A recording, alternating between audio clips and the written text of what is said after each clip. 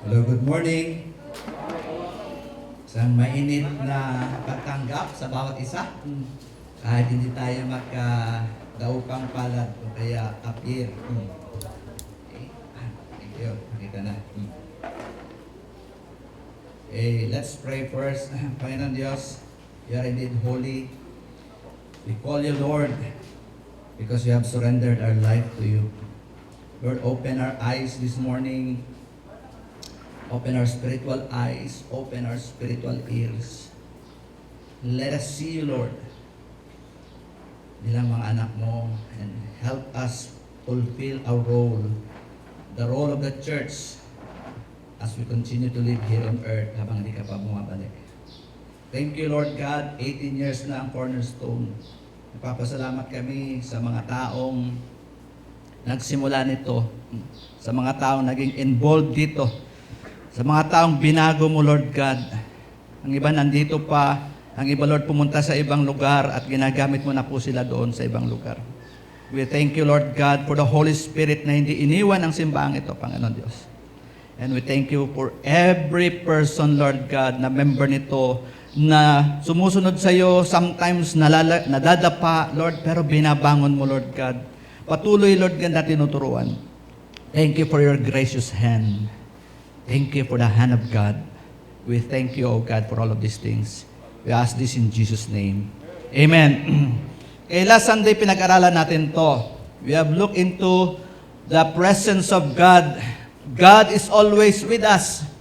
Kapag gising tayo, kapag nagtatrabaho, naglalaro, nag-exercise, o natutulog, He feeds us. He provides our needs. He warms us. It protects us in so many things and many ways. God's presence is with us always. Pangalawa, we talk about the sovereignty of God. God is in control of everything. His wisdom and ways, hindi natin maintindihan kung minsan. His purpose is for His glory, hindi for our own.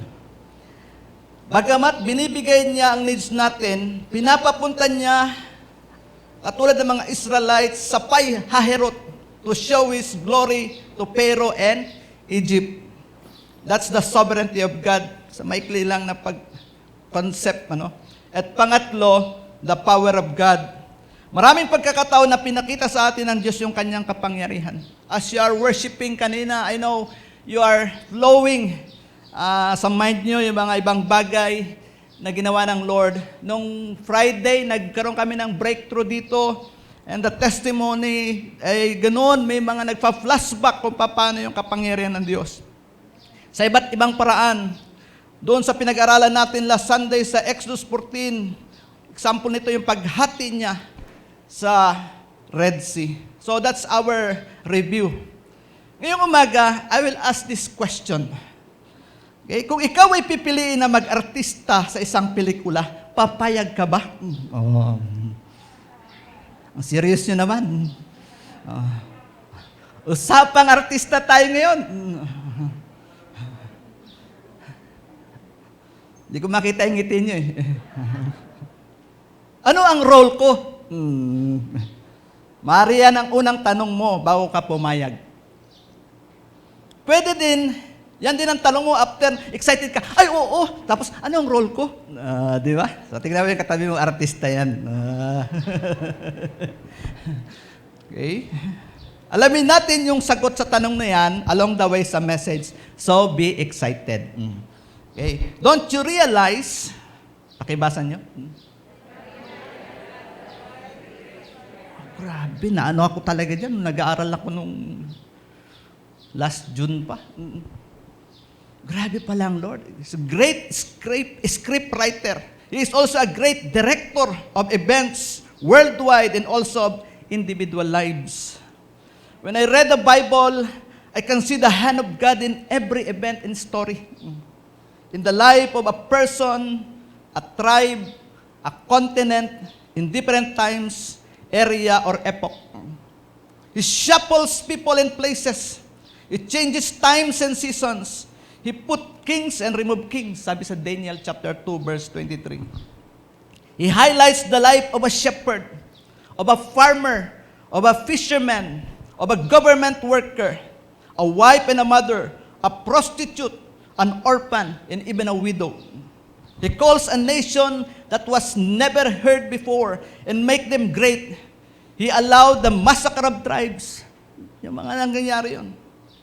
His hands is always in touch of these things. Kaya ang title natin ngayong umaga, Joseph, Jacob, and with the church, the making of a movie. Oh, okay. Mamaya pagtatapos ng... Mamaya ko lang sabihin. Sige. I have two major divisions sa message nito. So, the first one, the making of the nation Israel, is short, concise history. And then I'll focus on the unfulfilled role of the church to the world. Let's start with number one.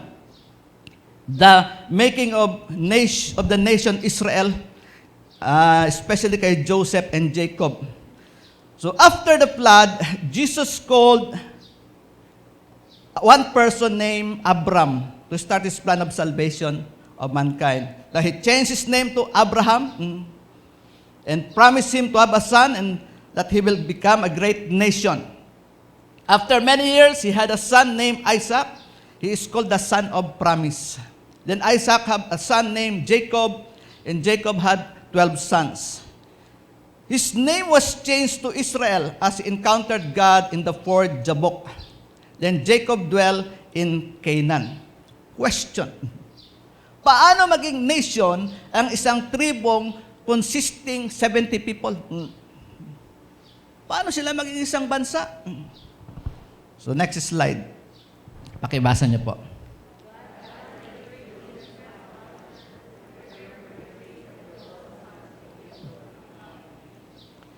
God has to raise Joseph to prepare the place for the 12 sons of Jacob to become a nation. And they have to move to Egypt. Now, the move to Egypt was for their protection and expansion. Uulitin ko yan pagdating sa church mamaya. Tandaan yung word na yan. Yung pag-move kay Jacob na tinawag na Israel, pinadala siya sa Egypt. Hindi niya maintindihan, ayaw niya. But that was God's wisdom, God's sovereignty for their protection and expansion. Okay? That's why, question. Pakibasa niyo raw.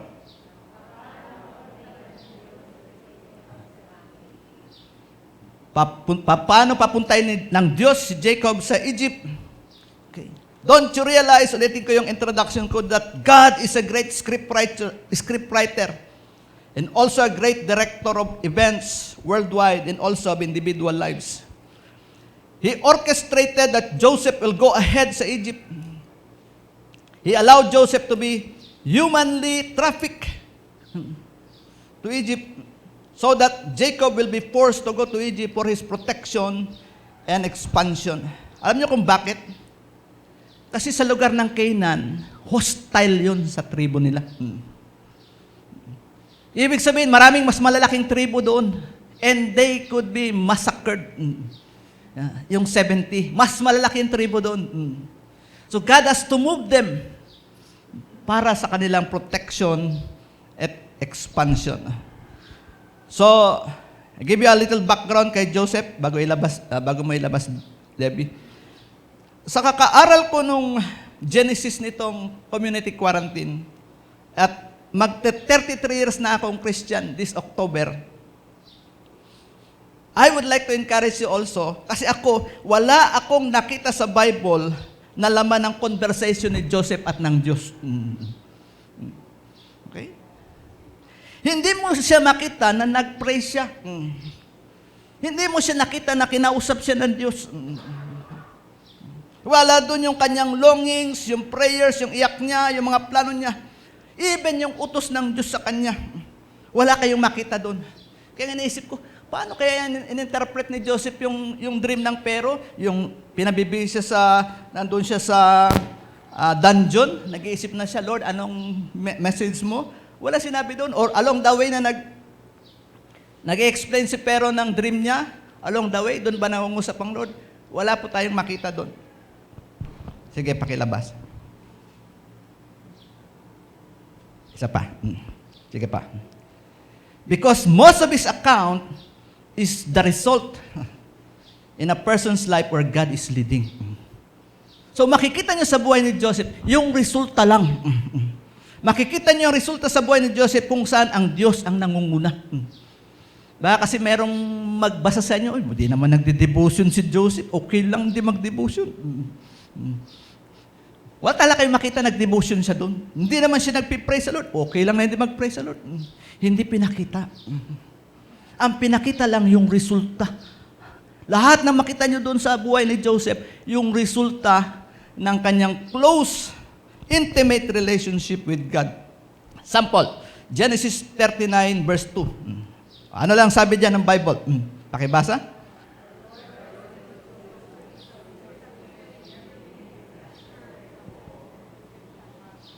Ganun lang lagi makita nyo, the Lord was with Joseph. Pagdating niya sa kulungan, yan, nandiyan kasi siya sa bahay ni Potiphar. Verse 39, chapter 39, verse 21, anong sabi diyan? Pakibasa ulit.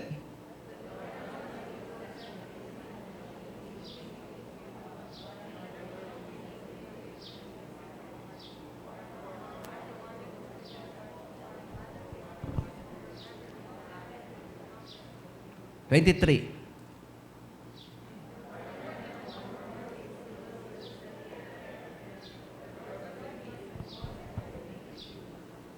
Sa panahon natin, wala siya dalang Bible.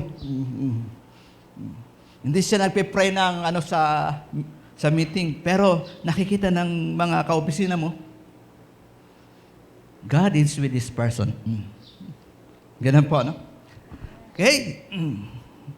Jacob. On the other hand, kay Jacob, makita niyo yung intimate, honest communication between God and man. Lahat ng encounter ni Jacob with God, naka-record sa Genesis. 6 yung aking nakita. Nandun yung utos ng Lord, nandun yung sagot ni Jacob, nandun yung kanyang pag-disobey, yung kanyang struggle to follow God, yung ups and down ng buhay niya kasi ayaw niya mag-obey sa Lord. Lahat ng details, nandun. Okay, lahat ng buhay natin, katulad ni Jacob, recorded sa Lord. God patiently guides. God patiently waits, redirects si Jacob, katulad sa atin, our path papunta sa kanyang will or kalooban. Sa sitwasyon nila dito, God wait patiently paano niya buuin yung nation na Israel. Now, meron lang akong isingit. Sinare ko to sa cell group ko kagabi. Nakita ko lang ito nitong last 2 weeks. Merong isang characteristic si Jacob, isingit ko lang na magandang gayahin. Namana ng mga Hudyo, namana talaga nila to.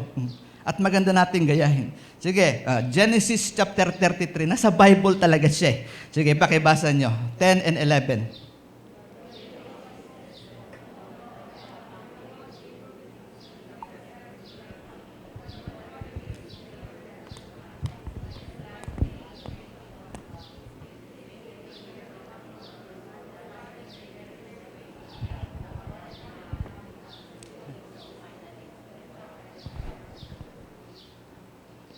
Nakita ko yan sa aking devotion.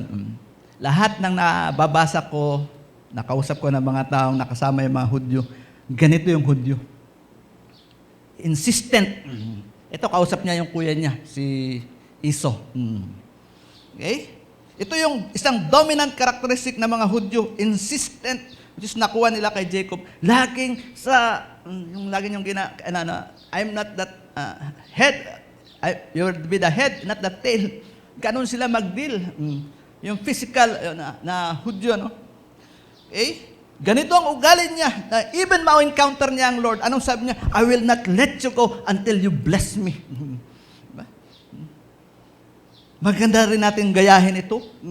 Sa prayer, sa ministry, sa evangelism, discipleship, sa worship of God. Insistent. Amen ba? Huwag yung Huwag na lang. Sige, balik na ako sa Genesis 45. Okay. Ganito. Kasi short lang ito na history, no?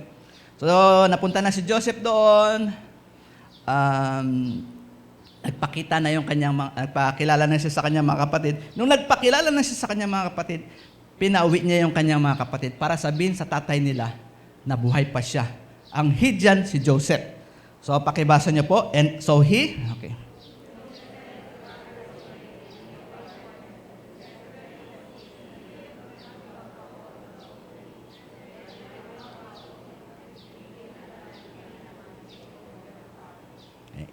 26 and 27. 26, sige.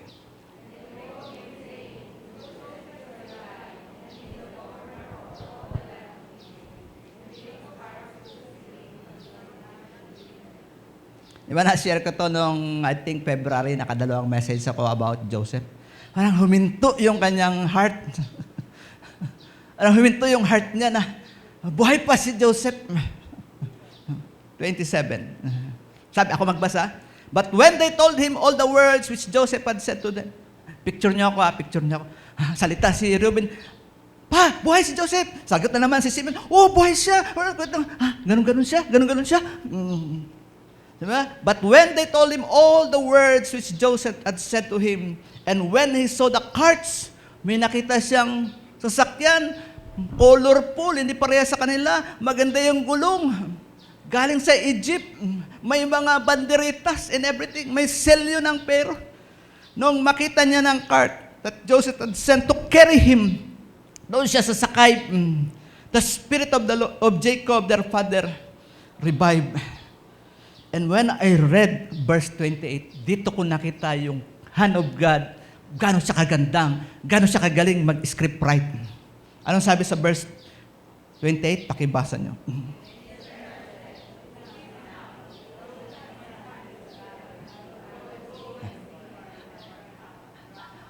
Grabe, di ba? Tumayo siya. I will now go to Egypt. Paano papuntahin ng Lord si Jacob sa Egypt? He's a great script writer. He's a great director. Last Sunday yun ang message. Ganon yung mga Israelites. This is the verse that shows Jacob decides to go to Egypt. The script of God falls beautifully in place. More than 22 years in the making. 17 years old si Joseph nang ibenta. 11 years siya kay Potiphar. 2 years siya in prison. That's 13 years. So ilan na siya? 30 years old. 30 years old siya naging prime minister. Plus 7 years of abundant harvest. Plus 2 years of famine bago siya nagpakilala sa tatay niya. That's 22 years. God made the way, but for His purpose to make Israel a nation. Okay, ulitin ko. God made the way. Hindi para sa purpose kay Joseph at kay Jacob, but for His purpose. Hindi para sa buhay mo at buhay ko, but for His purpose. To make Israel a nation, ulitin ko, sa atin as a church na member tayo. This nation of Israel has a part in the whole world as the messenger of God. Kasi in the Old Testament, sila yung messenger ng Lord. The story of God's creation of the nation of Israel then rolls on like a movie. Dire-diretso na. Balikan ko muna yung sinabi kay Abraham nung Genesis 15. Sabi doon, as the sun was going down, Abraham fell into a deep sleep, and a terrifying darkness came down over him. Then the Lord said to Abram, you can be sure that your descendants will be strangers in a foreign land, where they will be oppressed as slaves for 400 years. But I will punish the nation that enslaved them, and at the end they will come away with great wealth. So pagpunta ni Jacob doon, namatay na si Joseph later on. After more than 400 years, Israel now is a nation of more than 2 million people. After the 10th plague or salot, pero let go of Israel, doon nagsimula ang tinatawag na Exodus, yung pag-alis nila o paglisan sa Egypt. Last Sunday, I started with a verse, Exodus 13, verse 20. Pero may isang verse na babalikan ako ngayon, verse 19. Bago mamatay si Joseph, sabi niya, bibisitahin kayo ng Lord. Huwag niyong kalimutang kunin ang buto ko, dalhin niyo papunta sa promised land. Pakibasa niyo yung verse 19.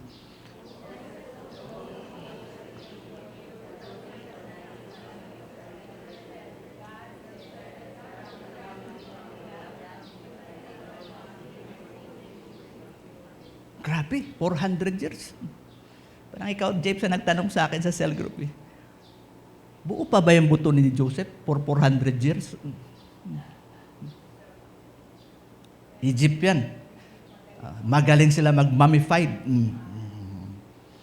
Yeah? And the word of God is true. Then, yan na yung verse ko nung Sunday. So they took their journey from Sukkot and camped at Ethan at the edge of the wilderness. Next slide. And the Lord went before them by day in a pillar of cloud to lead them, and by night in a pillar of fire. Yan ang introduction ko last Sunday. Then they came out as a nation. Nangyari yung script ng Lord. Amen?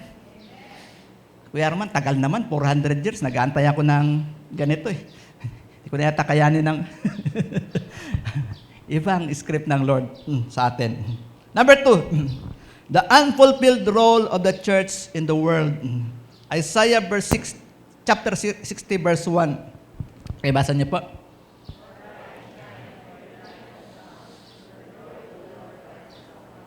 Ito po yung ating verse para sa ating anniversary. So simula June hanggang next May, ito po yung ating verse. Arise, shine. Alam niyo, naaral ko siya, napaka-powerful yung word na arise at saka napaka-powerful yung word na shine. Pero I have no time to explain it here. I'll just pass it on along the way mamaya. Ngayon, pagdating sa church, hindi na kailangang ma-form ang church because God formed the church in Acts chapter 2. God is a great script writer. He writes your own story to be part of the church. He invited you. Then you accepted Jesus in your life. You are now part of the people who will fulfill the role of the church in the world. Ulitin ko. God invited you. Then you accepted Jesus in your life. You are now part of the people who will fulfill the role of the church in the world. Like the nation Israel, you are now part or included as messenger of God to the whole world. Sabi mo sa katabi mo, hindi ka lang artista, messenger ka pa.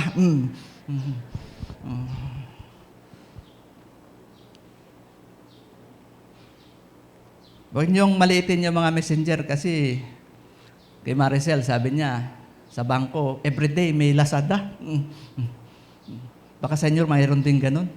Every week may Lazada sa inyong bahay kasi nag-o-order kayo sa online. Ibang klaseng messenger ito. Kaya sabi mo sa katabi mo, importante ka dito sa church. Ang hina naman. Kaway mo yata yung katabi mo eh. God invited us and then nilagay tayo sa church. Importante ka. Ang buhay mo, yan ang role mo sa pelikula ng Diyos. Oh, di ba? At sabihin ko na sa inyo, pagkatapos ng worship service, magpa-selfie ka sa katabi mo kasi artista yan ng Diyos.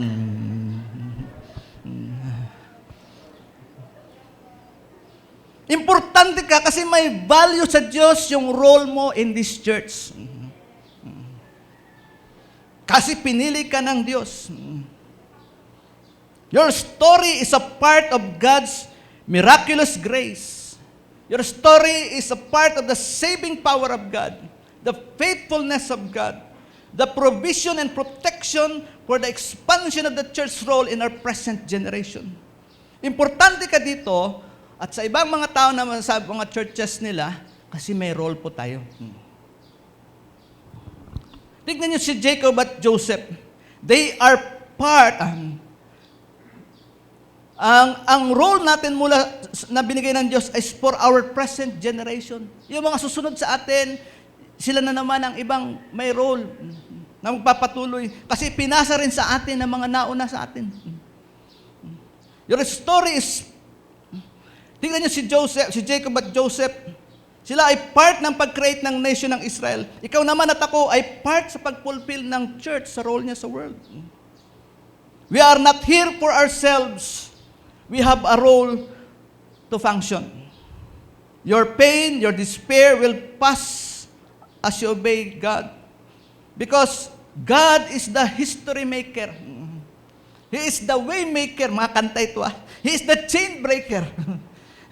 He is the peace advocate. The mighty warrior. Name it. Ano pang pangalan ng Diyos? Lahat available yon as you obey ang Lord. That's why you and me should arise and shine. Gampanan mo ang role mo with faithfulness. Let's read Isaiah chapter 60 verse 1. Pakibasa niyo yung 3 verses.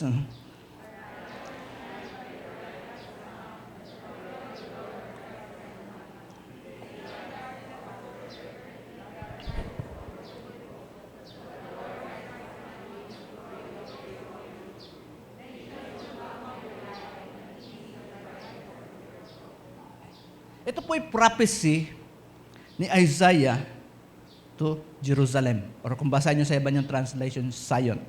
But, ini-equate din ito ng karamihang scholars to the church.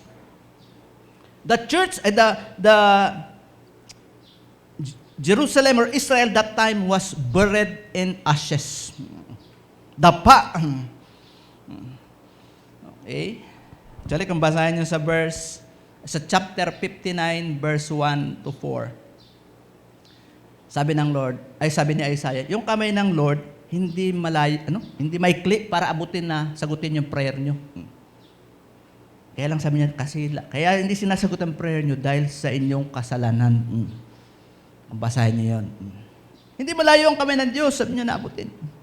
Because Israel was not obedient to God, inalaw niya yung mga pag-atake.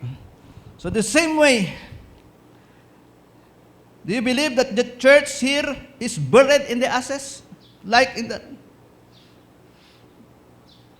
Katulad ngayong may pandemic, the church should have a voice. Nagpapasalamat tayo, nag-gather na tayo ulit. Sabi mo sa katabi mo, thank you, may faith ka na lumabas.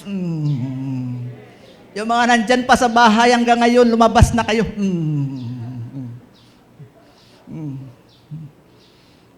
Yung mga walang pamasahe nga lumalabas, baka yung iba dyan may pamasahe, may service lahat, lumabas na kayo. Kagabi, nag-uusap kami nila, Allen. Sabi wala pa yung angkas ng motor, okay yan dito. Pagdating dyan, pinara kami.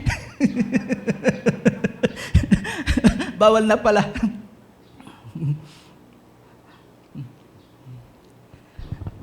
Katulad ngayong pandemic, the church should have a voice. It is regarded here, the church redeemed from banishment, na parang hindi makita, will now about to become the church of glory. Alalahanin niyo, we are in the last days, dapat talaga mag-arise and shine ang church. Dito sa mga commentary, sabi ito, Zion, which is Jerusalem, lies prostrate on the ground, smitten down by the judgment of God. But a word of power which puts new life into her limbs so that she is able to rise from the ground. Galing yan sa Lord. Zion is to become a light as well as the church right now is to become a light. But it cannot light itself. Katulad ng Jerusalem, wala siyang sariling light. Katulad ng church, wala siyang sariling light. Ang light niya manggagaling sa Diyos. Sabi niya diyan, arise and shine for your light has come and the glory of the Lord sees you. See? Kasi verse 1, the Lord rises on you. Nakita niyo yan, no? Arise and shine. Yan ang gagawin natin.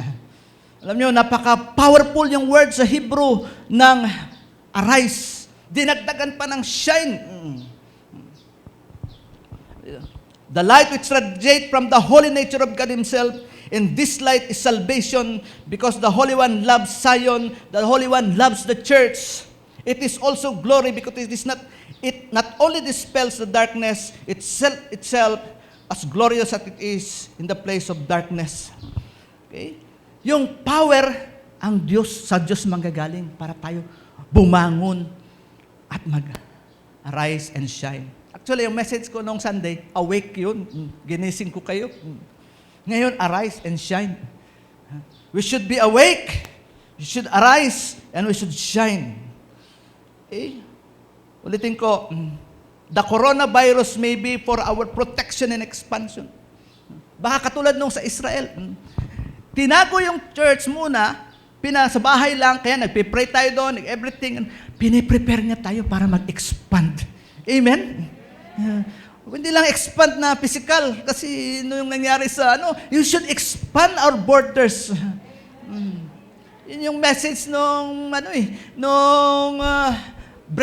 breakthrough, the prayer of Jabez, that my borders will expand. Katulad ni Joseph, ang buhay natin, nakikita ang resulta sa close relationship with God. So, hindi ko kayo kailangang tanungin, ilang Bible verses, ilang chapter ang binasa nyo, ilan ang devotion nyo. Makita yan sa buhay ninyo. Pero katulad din ni Jacob, anong sinasabi sa iyo ng Lord? Anong conversation ng Lord? Paano ka nag-obey? Makita yan. Ngayon, bakit nahihirapan ng church mag-fulfill ng role niya as messenger to the world? Or bakit nahihirapan yung mga believer na gampanan yung kanyang role? I will only share one basic truth. Basic talaga ito kasi sa pagtanggap mo sa Lord, sa follow-up nandun ito eh. Pero nakakalimutan ito ng karamihan. Baka hindi nga alam ng karamihan. This is the basic truth na sasabihin ko. Sige, next slide. You do not own yourself. Hindi ikaw ang may-ari ng buhay. 1 Corinthians 6:19. Pakibasa niyo po.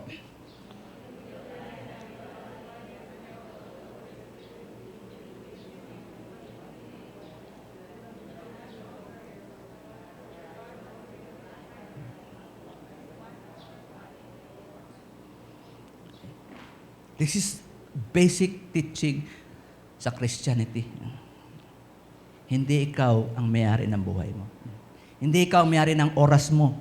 Hindi ikaw ang may-ari ng resources mo. Yan na pag-aari. Because sabi niya, don't you realize your body is the temple of the Holy Spirit? You do not belong to yourself. Anong gawin? For God bought you with a high price.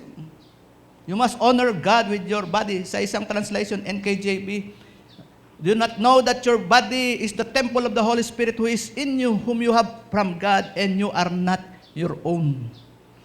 For you were bought with at a price, therefore glorify God with your body and your spirit, which are God's.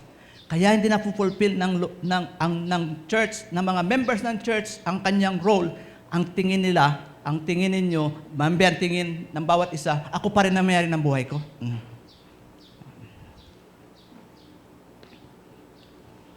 Ano rin ang pinambili sa atin? Sa 1 Peter chapter 1 verse 18. Pakibasa niyo po.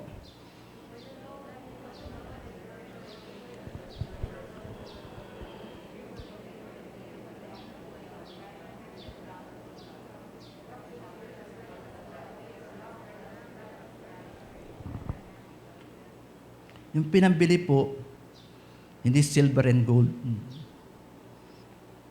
Nako, kung maka-join kayo ng cell group namin, malaman nyo sino yung mga nakahukay ng gold dito sa puerto.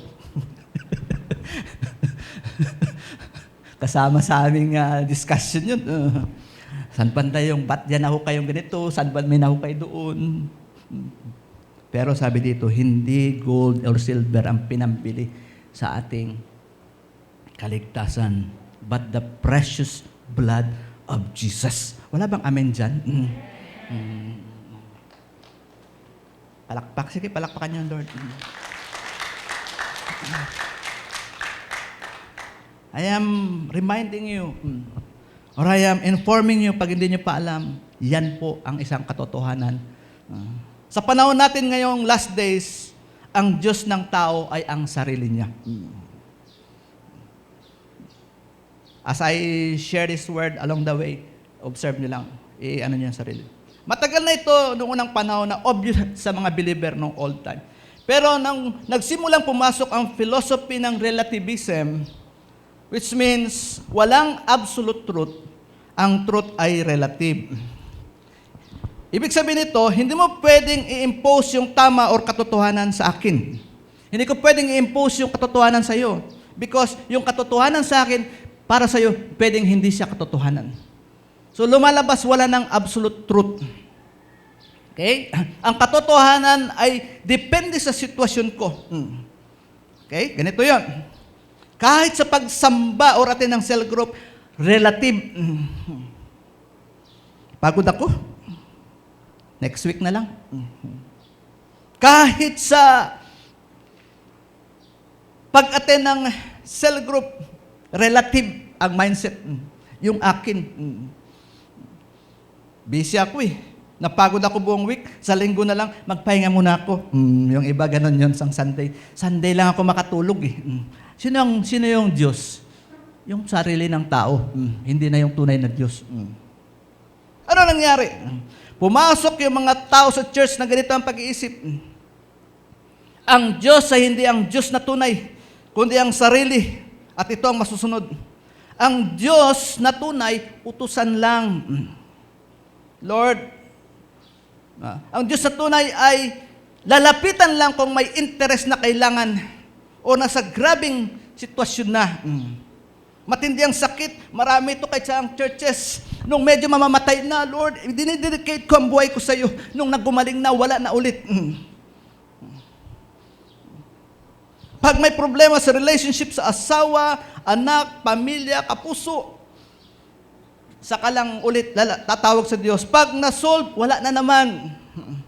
Ang tingin sa Diyos, utusan lang. Problemang pinansyal, kailangan ng rescue. Pag nasolusyonan, balik na sa dating gawi.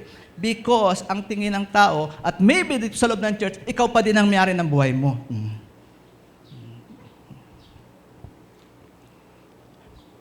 Noong tinanggap mo si Jesus Christ, walang nagawa si Satan. Nung nag-accept ka, wala siyang magawa. But He targeted you to think, nung nasa Panginoon ka na, He targeted you to think that you are still the owner of your life para hindi ka sumunod kay Jesus Christ. So wala siyang magawa, tumanggap ka sa Lord, naligtas ka. Pero sabi niya, anuin ko yung isipan niya na ang may-ari ng buhay niya, siya pa din, hindi ang Diyos. Sa local election, dito may mga nag-i-involve sa local election. Kapag ang isang pamilya ay hindi mabili ang boto na lumipat sa isa kalaban, ang huling gagawin ay pigilan na lang na wag bumoto yung pamilya na yun. So, ganun ang ginagawa ni Satan. Sa panahon natin ganun, pipigilan ka ni Satan na magpagamit sa Lord. Sabi niya, lilinlangin ko sila na sila pa rin ang Panginoon ng buhay nila, hindi ang tunay na Diyos. So ito ang ginagawa ni Satan ngayon. Linlangin, to deceive. Maganda sa Tagalog eh. Utuin, mauto. Na ikaw pa din ang may-ari ng buhay mo, pero hindi yun ang katotohanan. Ang iba po sa inyo, ayaw sumunod sa Lord. Ito ang ibang rason. Makinig kayo. Ayaw niyong pakialaman ng Lord yung buhay niyo. Ang iba sa inyo, ayaw sumunod sa Lord kasi ayaw niyong pakialaman ng Lord ang buhay niyo. Ngayon tanong ko, bakit mo siya tawaging Lord kung wala siyang pakialam sa buhay mo? Bakit mo siya tawaging Savior and Lord pero wala siyang pakialam sa buhay mo? Di ba bulag na kaisipan yan? Kaya nga, Lord, ang tawag mo kasi nagpapasakot ka sa Kanya. Two things. The truth shall set you free. Ang katotohanan magpapalaya sa iyo. You have to do that. Pangalawa, ang katotohanan din ang huhusga sa iyo pag hindi mo siya gawin. Kaya dapat tayo mamuhay sa kasalanan. Yung verse na yan, paki-back mo na, Debbie. Yan, ako, sarili ko lang ito, ang tawag ko dyan, that you do not own yourself, is the dead man principle. Okay? Ang tawag ko dyan ay dead man principle. God used person mightily in the Bible when they live out this dead man principle. It is scattered in the Old and New Testament. Sige, paki-forward na. Yan. I'll just give a few people. Joseph is a dead man. Okay? Nawala ang freedom niya. 2 beses namatay. Ano ibig picture yun? Hinulog siya 2 beses. Una sa balon. It talks about death of himself. Hinulog siya ulit sa dungeon. It talks about death. Okay? But he obeyed God and God used him mightily. Jacob is a dead man. His name was changed by God into Israel. He became the father of the 12 tribes of Israel. Pinalitan niya yung pangalan niya kasi dead na yung Jacob. Daniel and his 3 friends lived the dead man principle. Bilo mo kung ang kabataan, tinanggal yung freedom nila. Dinala sila sa ibang lugar. And yet they lived to obey God in a foreign land and they were used by God mightily. In the New Testament, Paul operates in this principle. Now I'll show you verses in the New Testament. Romans 6. Pakibasa niyo po.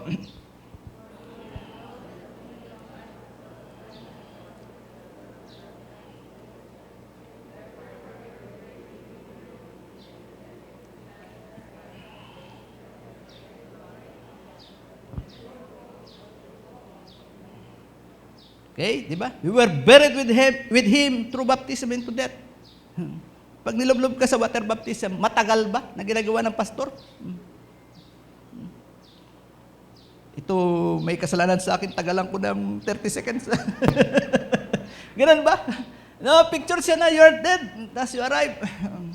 You became alive. Okay, ito, maganda ito eh. Sige, 2 Corinthians 5:17. Sige, pakipasa niyo po.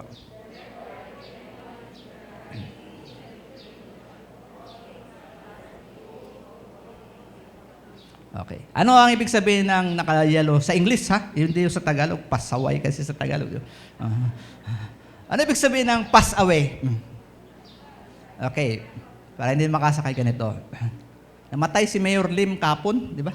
Ng Manila. Sabi sa news, former Manila Mayor Lim pass away. Ano ibig sabihin? Namatay na. So sabi niya, all things have passed away. Yung dati mong buhay, ano sabi ng Bible? Patay na. Diba? Behold, all things become new. Another verse, Galatians 2:20. Pakibasa niyo po.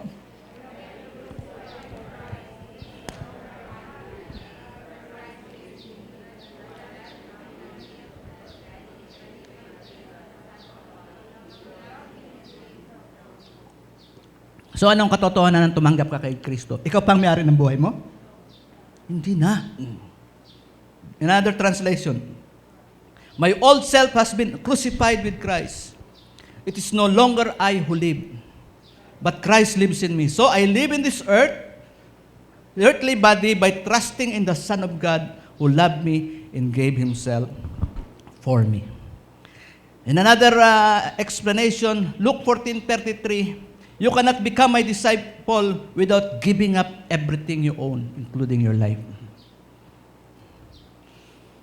Sino pong nakaka-memorize ng Psalm 23? Pakitaas lang. Honest. Okay, marami. Hindi ko kayo pare-reciting. Have you heard the 23rd channel? May sumulat po nito eh. Sige, pakibasa niyo po. Basahin ko yung first chapter. Have you heard the 23rd channel? Matagal na ito atiding sa book na Managing Your Life ni Douglas Alban. The TV, noon TV pa kasi noon. So ngayon, internet, laptop, or cellphone ngayon. Sabi niya, the TV is my shepherd. It maketh me to sit down and do nothing for His name's sake because it requires all my spare time. Pakibasa niyo yung second verse.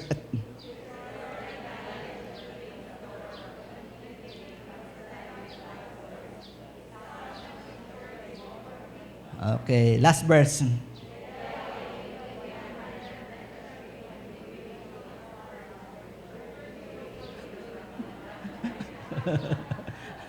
Natatawa tayo, pero kasi kanyan din tayo, di ba?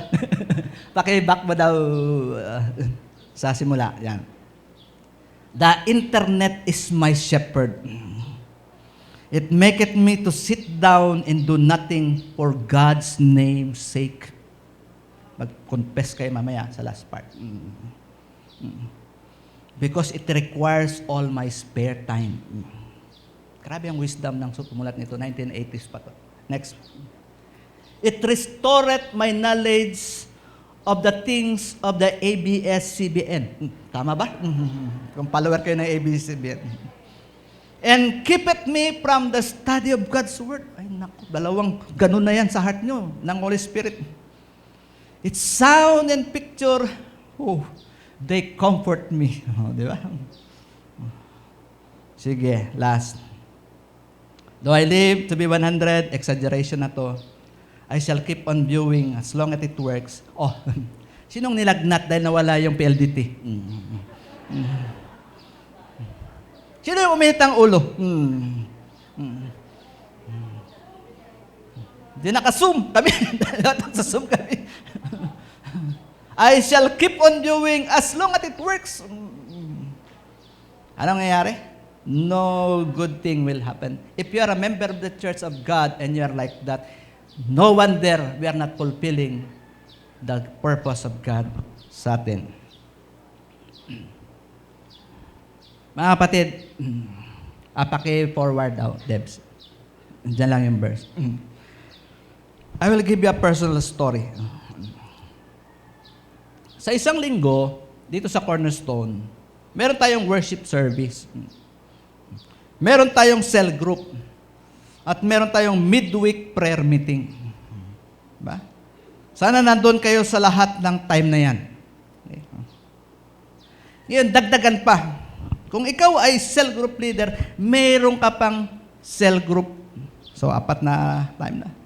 Meron pa tayong cottage prayer meeting or dawn watch. May ministry opportunities pa like Paragua Saturn, FDS, Maximotors, Campus, at iba pa sa inyo na ministry kung nagba-Bible study ko. 6 na sa isang linggo. Sagutin nyo lang to sa isipan nyo. Para sa'yo, okay lang ba ito o sobra ng oras sa Diyos? Yung 6 na ganun.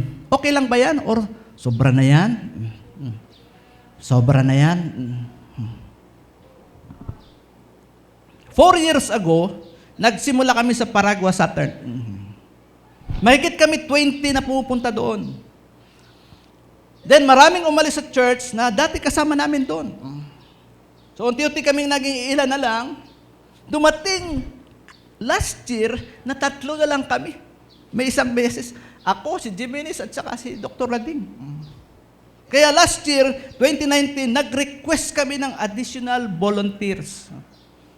May ilan na dumagdag na, pero marami pa rin ang hindi makapagbigay ng time. Dahil siguro sa business, dahil sa trabaho, malayo ang bahay nila, ang iba gustong matulog ng Sabado na yun. Walang time. We try to persuade you na kung hawak mo ang time at schedule mo, please help us. Excuse me. Kasi mahigit 100 ang employees doon. At kulang ang mag-facilitate ng bus group. Meron pa sa Maximotors, meron pa sa FDS, at iba pa. On my part, sometimes gusto kong magpahinga ng Sabado, pero gigising pa ng maaga kasi may dawn watch ng 5:30. So gigising ka ng mga 4:30 ahead para mag-prepare. Then proceed sa Paragua Saturn ng 8 to 9 a.m. Kung minsan maulan, minsan mabigat ang loob pumunta, pero tuloy lang kasi may opportunity na ibahagi si Jesus Christ. Last Wednesday, may pinakita ang Lord sa akin last Wednesday, after ng prayer meeting, after ng dinner namin, nakahiga ako sa duyan. Pinakita ito ng Lord sa akin. Nag-struggle akong matulog sa pinakita niya sa akin. But I want to share this. When I pray to you, na tama ang response niyo sa Lord. Tama ang response niyo. Struggle talaga ako dito. Nung dumating ang pandemic, start ng March, hanggang ngayon, meron tayong mga quarantine.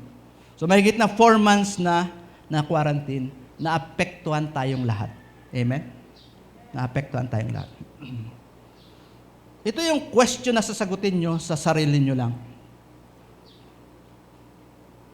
Ito yung pinakita sa akin ng Lord. Sino ang sobrang naapektuhan? Dito, sa Cornerstone. Sino ang sobrang tinamaan ng pandemic? sa trabaho, sa hanap buhay, or sa investment. Dalawang option.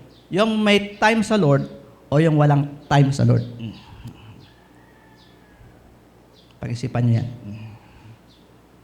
Sino sa inyo, kayong nakakaalam niya ng buhay niyo? Sino yung tinamaan ng sobra? Tinamaan tayo lahat. Pero sino ang tinamaan ng sobra? Yung may time sa Lord o yung walang time sa Lord? Cornerstone lang ito. Naisip ko,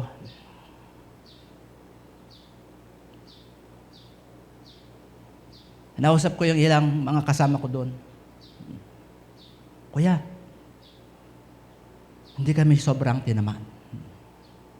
Lord, anong nangyari? So parang dahil we sacrifice and everything, pag sabi ng Lord, Arman, dito ako, sumunod ka, sunod. Nasanay na kaming mag-adjust sa Lord. Nasanay na kaming magbigay ng time. Pag sabihin ng Lord, dito ako nag-work, sunod ka, kahit hindi mo naintindihan. Nilagyan ng Lord ng shock absorber yung mga faithful sa Kanya at nagsasacrifice. Nilagyan niya ng cushion, nilagyan niya ng kutsyon na dumating yung pandemic at merong konting protection. Ang iba sa inyo, sabi ng Lord, anak, dito ako, hindi, may dala kayong piko at saka pala, may backpack pa. Umaakyat kayo doon sa Migdol, yung message ko nung Sunday. Sa wall ng Migdol, umaakyat kayo sa wall ng Baal Shepon. Hindi, kailangan ko ditong kumita.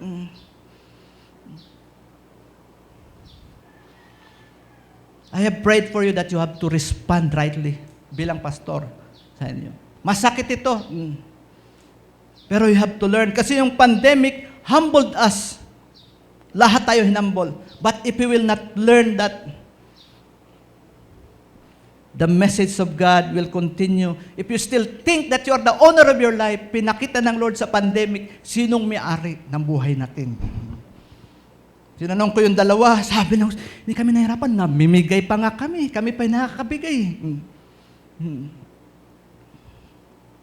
Sacrifice to God. I will mention this family, Pastor Ryan and Mylene, Nathan and Kenna. Bago pa mag-pandemic, maybe some of you at 7 o'clock in the evening, pag Sunday, nandun kayo sa SM nanonood ng sine. Ang iba nasa comfort na ng inyong tahanan, nagbabrowse ng internet o nanonood ng TV. But this family is pauwi pa lang, galing ng mangingisda. Rain or shine. Last month, nagsimula, di pa tayo nag-meet. Sila nag-meet na.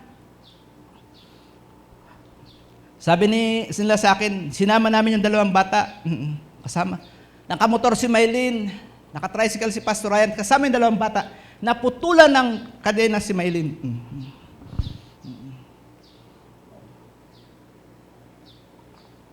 Umuulan, gabi. Hinila ni Pastor Ryan si Mylene. 8 o'clock nakarating dito. Well, some of you are already in the comfort of your homes. This family is serving God. Kausapin ko sila, sabi nila, Kuya, nakapagtulong pa nga kami ngayon eh.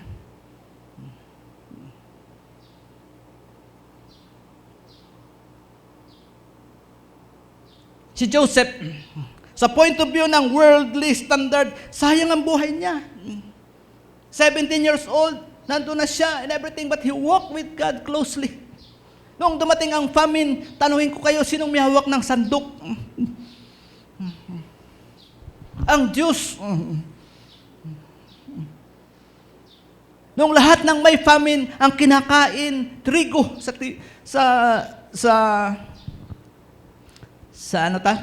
Egypt. Si Joseph ang kinakain, chicken bucket ng Jollibee.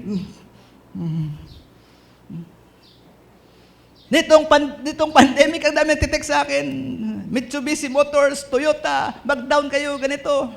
Wala mang magbili ng ganyan sasakyan. Nung dating ng famine sa Egypt, anong sasakyan ni Joseph? Limousine, yung mamahalin. Ano yung damit niya? Gold. Asan ang pamilya niya? Nasa palasyo. What I am trying to say to you, God is in control. Hindi yung buo, hindi ikaw. Wala bang amin dyan? Mga kapatid, hindi sayang magbigay ng sobrang oras sa Lord. Because you are a dead man. God owns you. You do not own yourself, your life. Tandaan mo yan today. Ulitin ko doon, Ang iba sa inyo, Lord, nandito ako, umakit ako. Pagdating ng trahedya, ang layo mo sa Lord. Truthfully, kaya kang abutin ng Lord, pero ikaw ang layo mo sa Lord. I hope you will know that message. Sabi diyan, you do not know that your body is the temple of the Holy Spirit who is in you, whom you have from God. You are not your own. We are here to fulfill the role of the church in the world. Kung ganyan ang mindset natin na tayo pa rin ang may-ari ng buhay natin, we cannot fulfill. What I am driving for, next slide. Mag-mature kayo. Mag-serve kayo sa Lord. At kahit mapera na kayo, mag-serve and sacrifice pa rin kayo sa Lord. Si Dr. Ding, 8 o'clock sa Parago Saturn, may flight siya ng alas 6 ng hapon or alas 7. 4 o'clock, ikakat niya yung kanyang clinic, pupunta sa Maxi Motors. May time. Huwag kayong matakot, ipagkatiwala ang future nyo. Hindi ikaw ang mas makapangyarihan, hindi ikaw ang masusunod, hindi ikaw ang may-ari ng buhay mo. Mga kapatid, ilang Matthew 6:33 pa ang kailangan nyo marinig bago nyo gawin yun. Ilang Matthew 6:33 pa na message na kailan bago nyo gawin yun. Ito yung action point natin sa Arise and Shine. Okay? Attend regularly sa cell group nyo.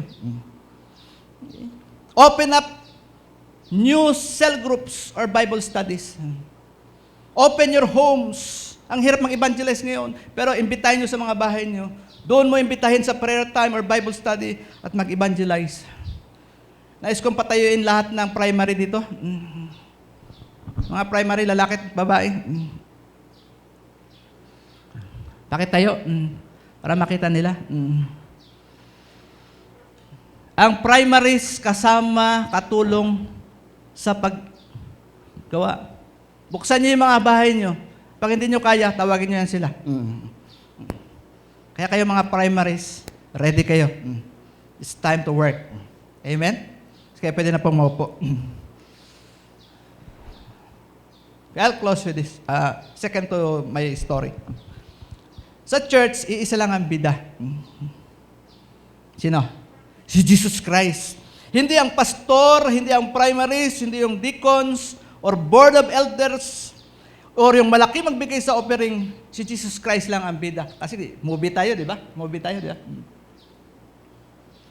Sa pelikula, ang mga ayon at sumusunod sa bida, ang tawag ay kakampi ng bida. Yung against at ayaw gumawa ng pinapagawa ng bida, ang tawag, kontra bida. Yan ang tanong ko, saan ka doon?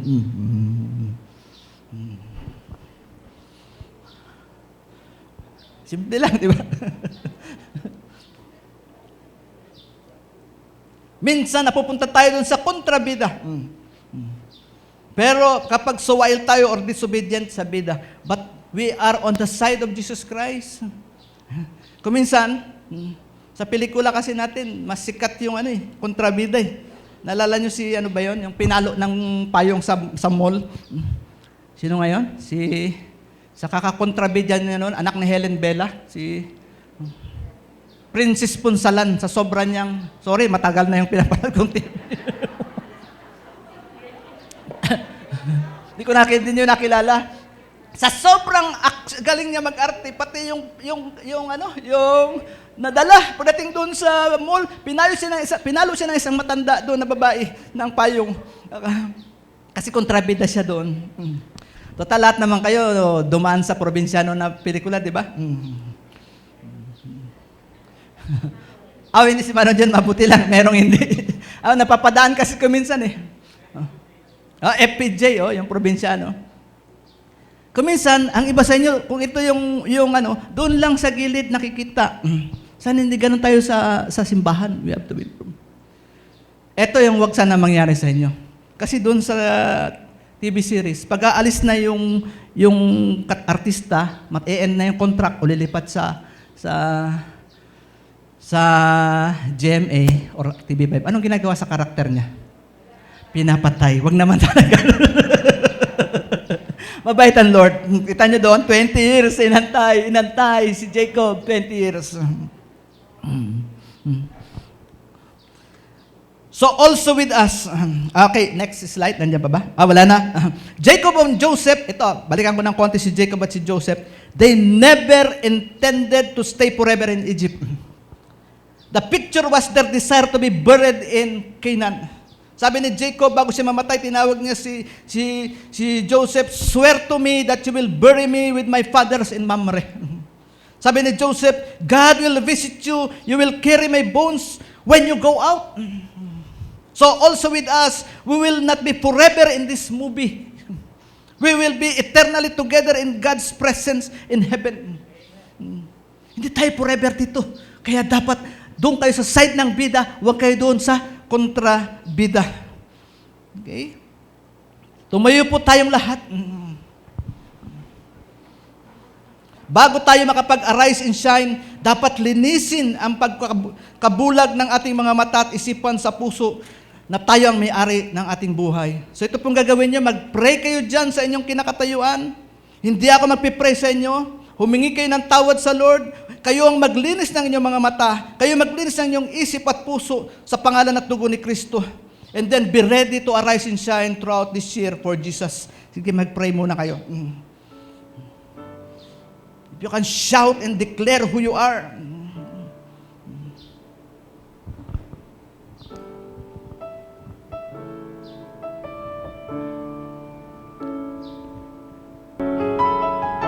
Bago ko mag-close, sabi ng verse natin, arise, shine, for your light has come, and the glory of the Lord has risen upon you. The Lord will arise, His glory will appear, nations shall come to your light. Mga kapatid, kailangan ka ng Lord sa panahon na to. You are important sa church.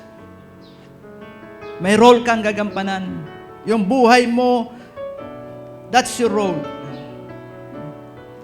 Sa kakapanood ko kay Rabbi Zacarias, nabanggit niya si Layton Ford.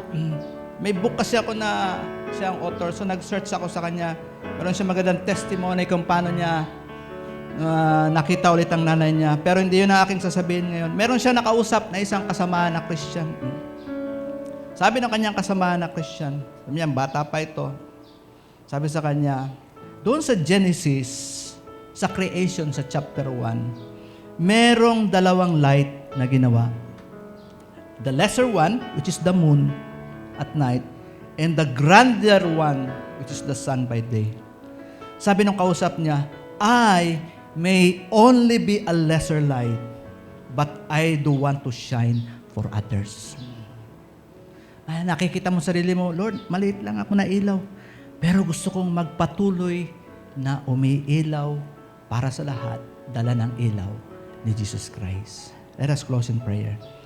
Panginoon Diyos, we are not that kind of servant that you have called us, Lord. Tulungan mo kami sa aming failings, sa aming mga limitation, pagkabulag. Thank you for your patience, and yet thank you for your power. Out of ashes, Lord, you have prophesied, arise and shine, O Jerusalem. Arise and shine, O church. Lord, I pray that we will respond to this, as this is our theme ng Cornerstone for this year. Each one of us here right now, represented ng families. Each one of us here, Lord, representing himself or herself, we will arise and shine for the glory of the Lord Jesus Christ. Thank you for your blood. Thank you for the Holy Spirit. We can move forward. We ask these things in Jesus' name. Amen and amen. Palakpakan natin ang Lord. Wala po tayong bus group. Paalala ko lang, pwede na po kayo maupo. Paalala ko lang, mamaya magpa-selfie ka dyan sa katabi mo kasi artista yan ng Panginoon. Amen. God bless.